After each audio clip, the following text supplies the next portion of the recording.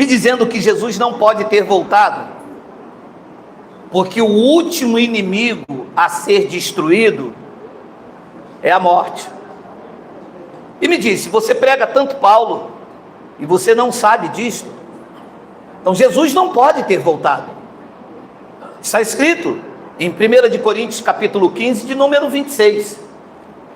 Deixa eu mudar aqui a tradução para ficar melhor.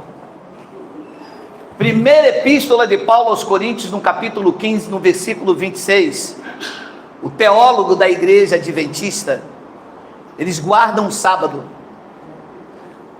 O último inimigo a ser destruído é a morte. Então ele me disse: se todos nós morremos, como é que Jesus veio? Para Jesus voltar, não tem que ter mais morte. Eu disse: doutor, eles são mestres em teologia. Os adventistas são mestres em teologia. O que os adventistas não sabem, com todo o seu mestrado em teologia, que esta morte não é a morte biológica. Esta era a morte espiritual, que todos os que viviam debaixo da lei estavam submetidos. O apóstolo Paulo explicou isso, e na mesma carta aos Coríntios, nas suas epístolas: não que por nós mesmos sejamos capazes de pensar alguma coisa como se partisse de nós, pelo contrário, disse Paulo, eu posso ler aqui: o qual nos habilitou para sermos ministros de uma nova aliança, não da letra, mas do espírito, do entendimento. Porque a letra mata, a lei de Moisés.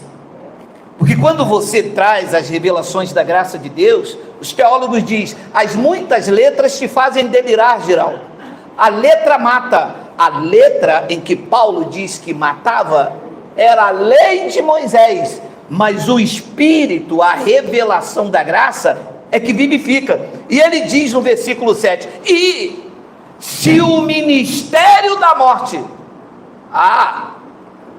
os teólogos não entendem que quando o último inimigo a ser destruído era a morte, este inimigo do povo de Deus era a lei de Moisés. A lei era contrário a cada um dos crentes dos judeus. Este era o ministério de morte. Olha, e se o ministério da morte, gravado com letras de pedras, e os senhores sabem que era a lei de Moisés. Este era o inimigo a ser abatido.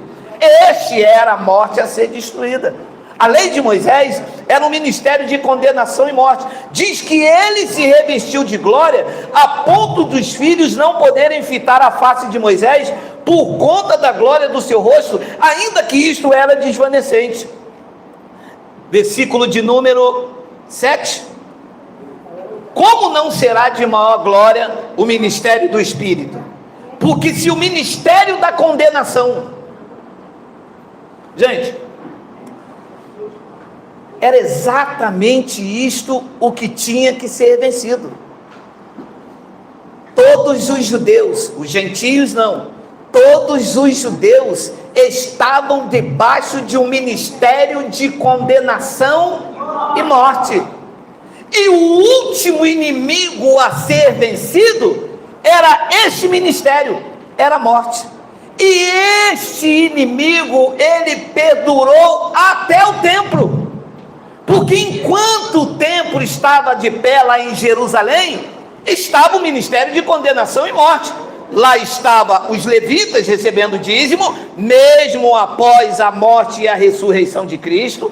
Lá estavam os sacerdotes, lá estava todo o aparato da lei dentro do templo. O templo de pé, o ministério de condenação e morte continuava. Qual era o inimigo a ser abatido? O templo, porque uma vez que o templo caísse, os sacerdotes estavam destituídos, sem sacerdotes, sem pagar preço, sem dízimo, sem nada que pudesse ter da lei.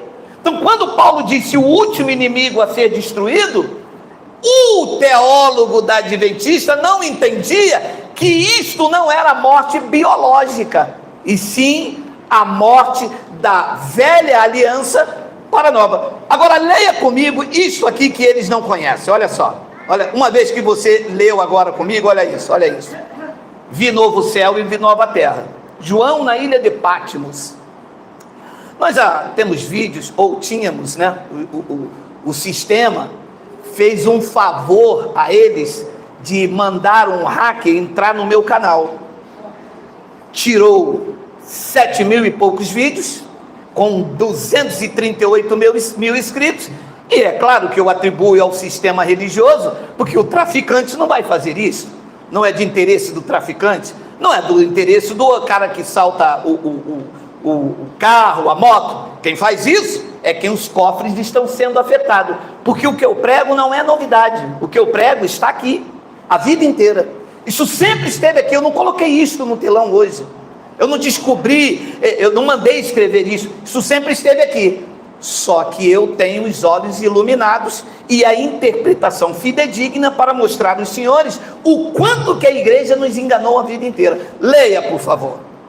Quando ele disse, vi novo céu e nova terra, ele estava dizendo, céu, governos, e terra, uma nova Jerusalém, porque terra aqui em Apocalipse, que é uma linguagem de figura, dizia respeito à terra de Israel. Ouve, ó terra, dizia respeito a Israel. Então ele diz, pois o primeiro céu e a primeira terra passaram, o mar já não existe. Versículo de número 2. Tem um 2? Tem. Vi também a cidade santa, preste bastante atenção no que você está lendo. Vi a cidade santa, a nova Jerusalém, que nós vamos para lá. Como não? Eu ouvi a vida inteira dizendo que nós, quando morrermos, vamos para uma nova Jerusalém, daqui para lá, e lá tem uma rua de ouro. João na ilha de Patmos disse, não, a nova Jerusalém, ela vinha lá do alto para cá, não é quem vai daqui para lá, está escrito ou não?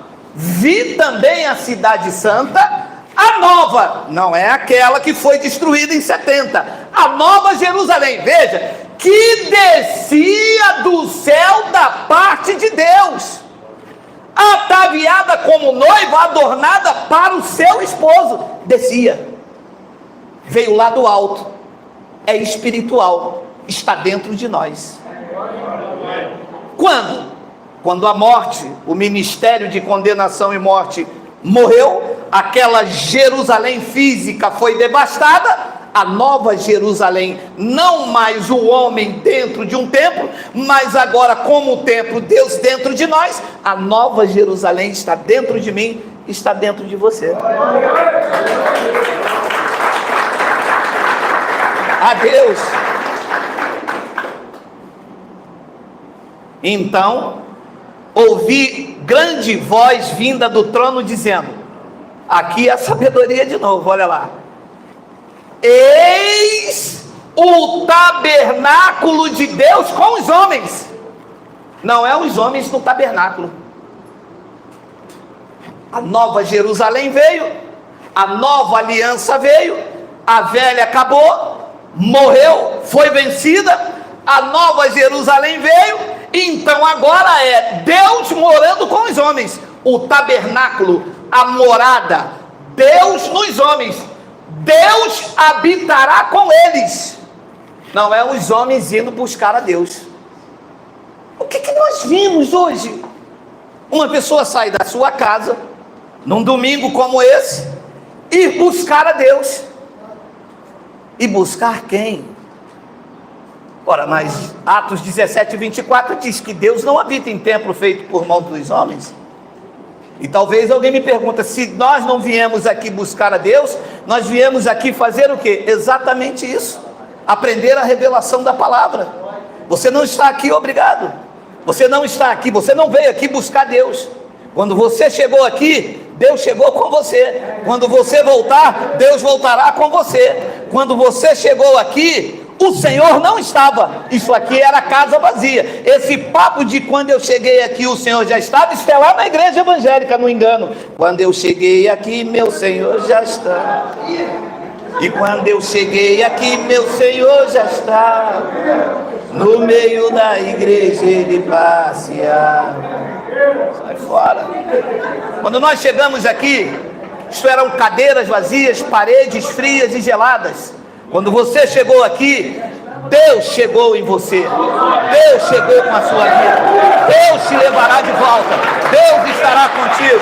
O tabernáculo de Deus agora é com os homens. Ora, então eu não preciso buscar a Deus, nunca precisou. Ele te escolheu desde antes da fundação do mundo. Aquele que se une ao Senhor é um espírito com Ele. Ou não sabeis que vós sois o santuário do Deus vivo, e que quem destruir vocês, Deus o destruirá.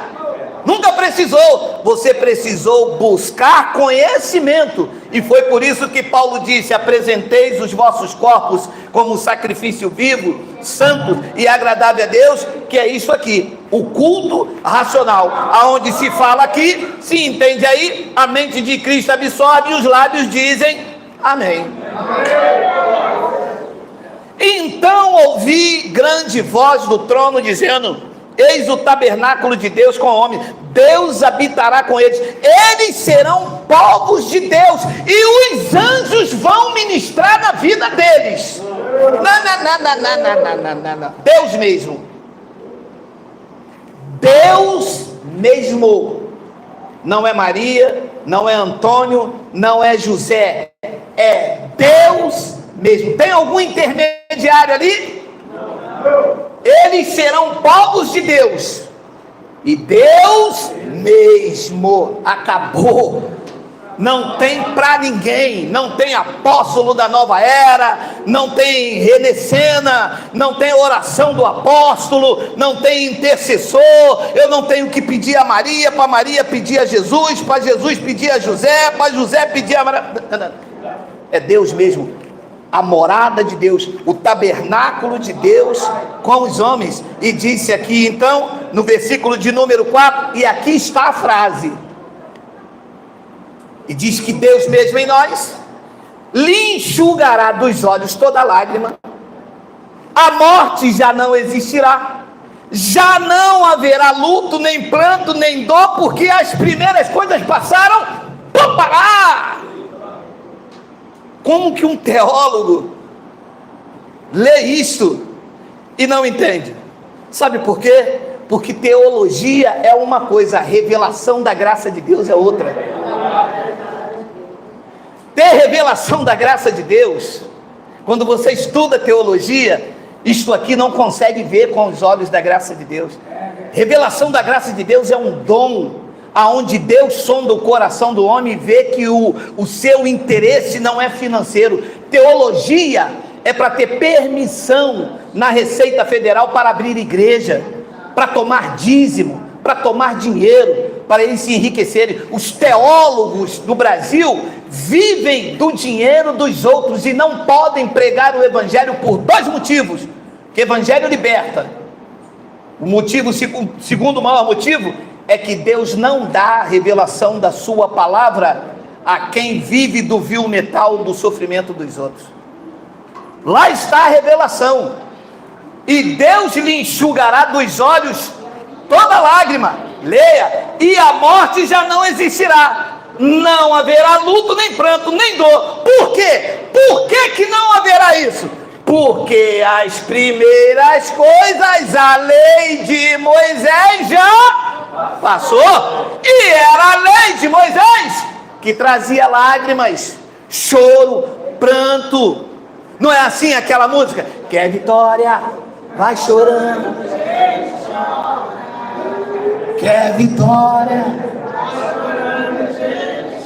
Levanta a mão, receba a bênção nesta hora. Pelo sinal da Santa Cruz. Isso já passou na minha vida. A palavra nem saiu da minha boca, eis que o Senhor conhece toda. Ele conhece o meu andar e o meu levantar. Até a minha oração chega atrasado. Não preciso gemer, eu não preciso chorar. É um novo cântico, um cântico de alegria. Quando o Senhor nos resgatou do sistema religioso, ficamos como quem sonha. A nossa boca se encheu de riso. E então entre a igreja da graça se disse: grandes coisas o Senhor tem feito por nós. De verdade, grandes coisas o Senhor tem feito pela nossa vida. Diga: oh, papai!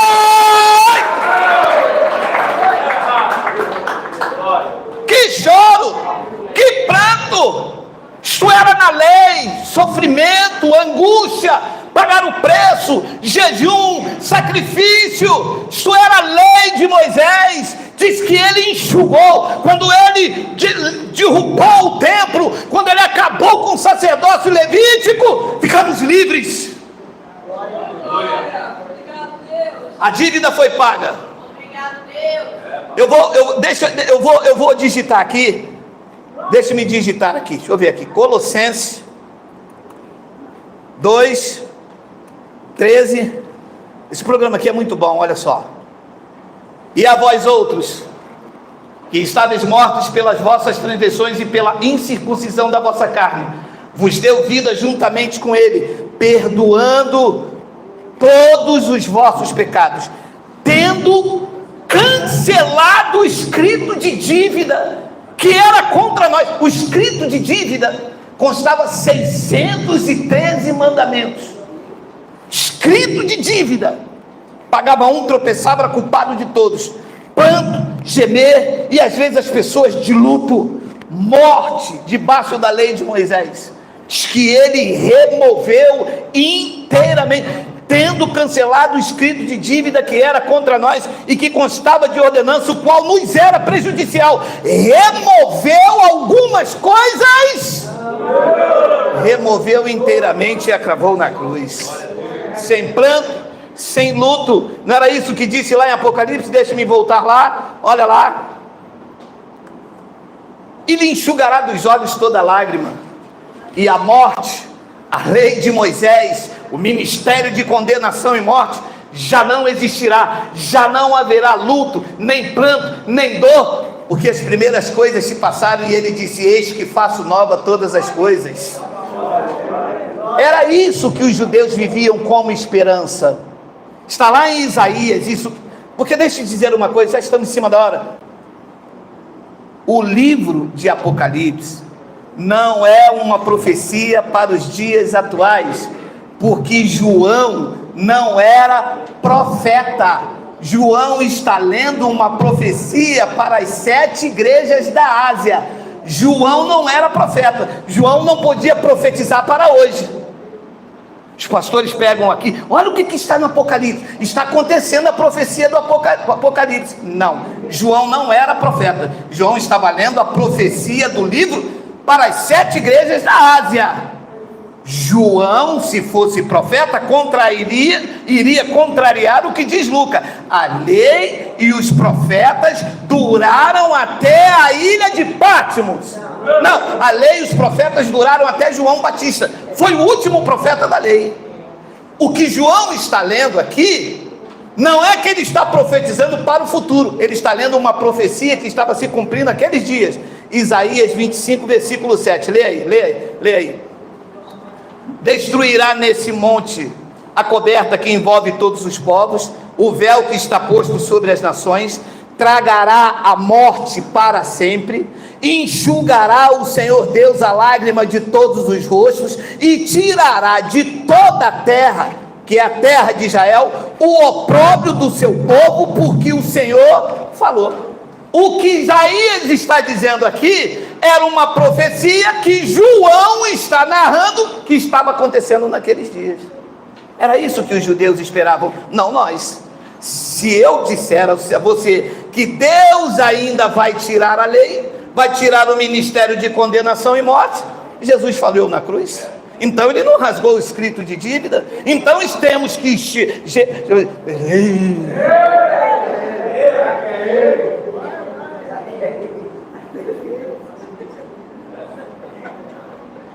Hebreus 12, 18.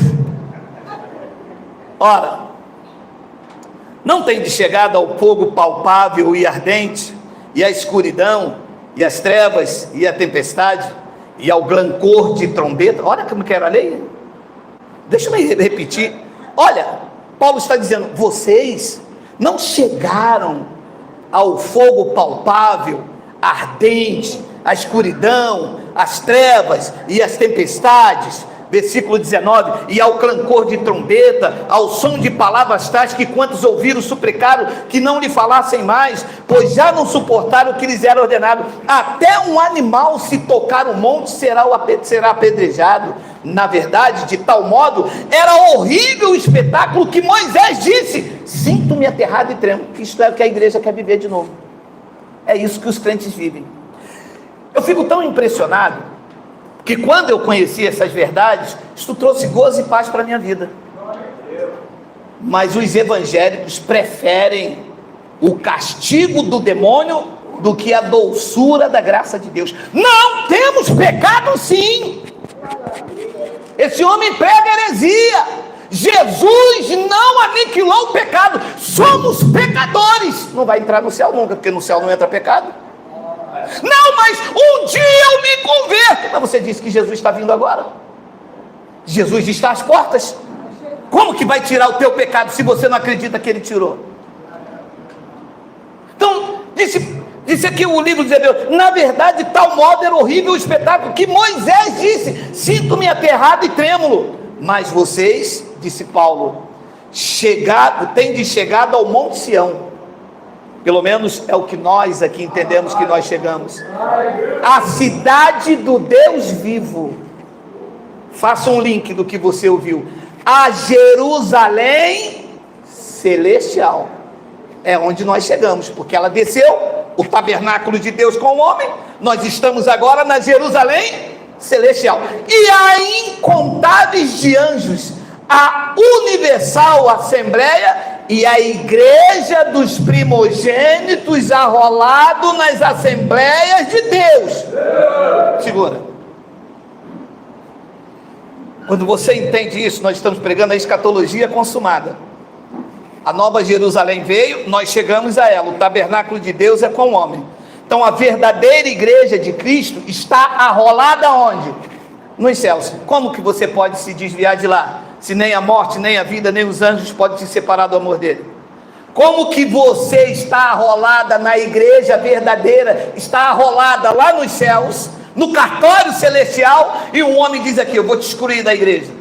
Qual igreja? Se a verdadeira igreja é a igreja celestial, é a igreja Jerusalém celestial, é onde o tabernáculo de Deus está comigo. Como é que um pastor pode ter a ousadia de dizer que vai me tirar da igreja, se nem ele está na verdadeira igreja, se ele ainda está no ministério de morte e condenação, se ele está debaixo de lágrimas, de glancor, de trombeta, de sons tais que deixa trêmulo e aterrado? Nós somos da igreja dos primogênitos, arrolado nos céus, e a Deus, o juiz de todos, e os espíritos dos justos aperfeiçoados, que são os espíritos daqueles que receberam a graça de Jesus Cristo.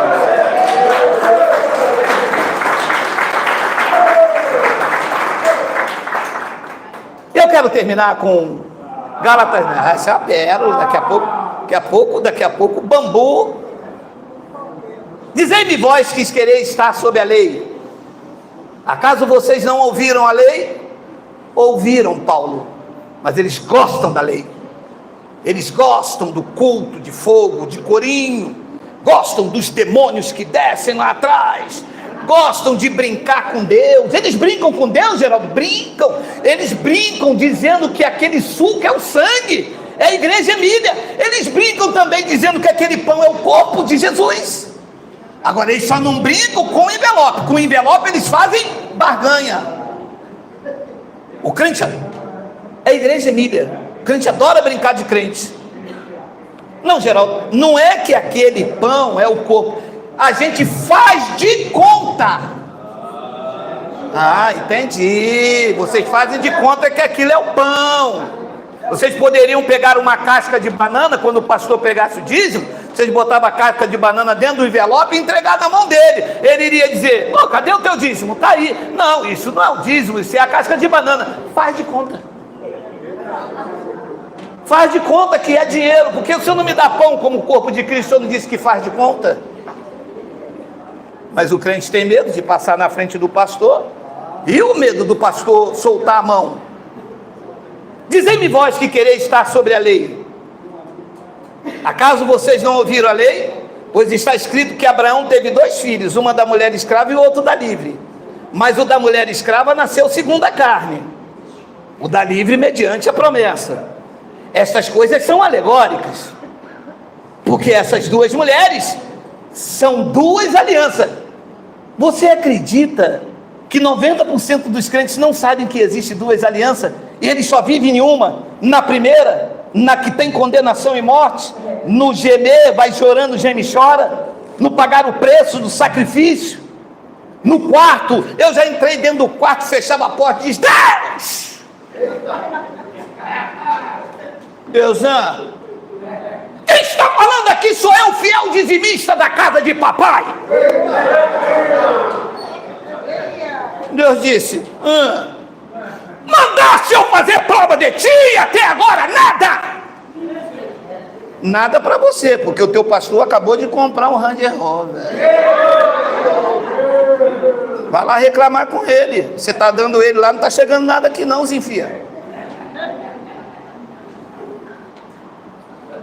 Quando você conhece que há 2 alianças, a escama cai. Você descobre que você tem que viver a nova, porque as coisas velhas já passaram e agora tudo se fez novo. Desfrute desta novidade de vida e receba a graça de Deus para a tua vida. Adeus. Essas coisas são alegóricas, porque essas 2 mulheres são 2 alianças. Uma, na verdade, se refere ao Monte Sinai, que gera para a escravidão. Esta é Agar, é a lei. Ora, Agar é o Monte Sinai na Arábia e corresponde a Jerusalém atual, que está em escravidão com seus filhos. Versículo 26, mas a Jerusalém lá de cima, o tabernáculo de Deus com os homens, a cidade santa que descia, esta é a nossa mãe, que vivemos na graça de Deus. E a Jerusalém lá de cima, pregou Paulo e prega Geraldo, ela é livre, como somos livres, sem prisão, sem algema, sem sacrifício, sem pagar o preço, com a nossa consciência nos dizer que todas as coisas nos são lícitas, mas nem todas as coisas nos convêm. Todas as coisas nos são lícitas, mas não nos deixaremos dominar por nenhuma delas. Assim é? Assim é. E nós vamos